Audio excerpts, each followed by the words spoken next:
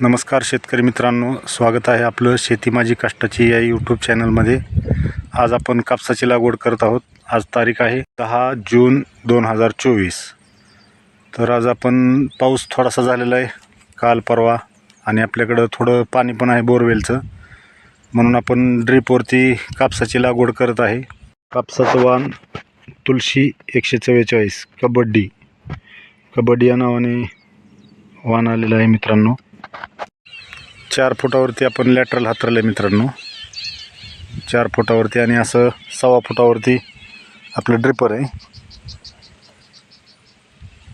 त्यामुळे आपलं 4 बाय 1.25 अशी कापसाची लागवड होणार आहे।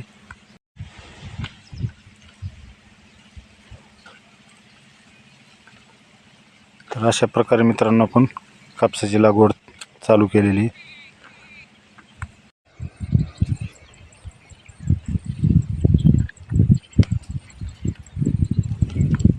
तर मित्रांनो, आपलं शेत म्हणावं एवढं भारी नाही, चुनखड मिक्स आहे, पण आपल्याकडं थोडंसं पाणी बोरवेलचं असल्यामुळं, हे समोर आपलं बोरवेल आहे, बोरवेलचं पाणी असल्यामुळं आपण 4 बाय 1.25 ह्याची लागण केली।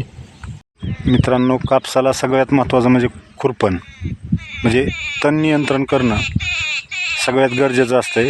तण नियंत्रण केल्यावर कापूस जेवढा जोमात येतो तेवढा गवत असल्यानंतर एवढा व्यवस्थित येत नाही।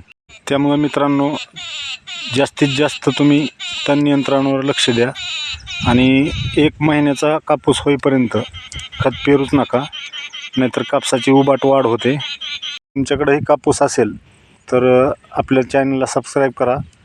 यापुढचे खत व्यवस्थापन किंवा फवारणी व्यवस्थापन, तण व्यवस्थापन आपण व्हिडिओ बनवत राहू।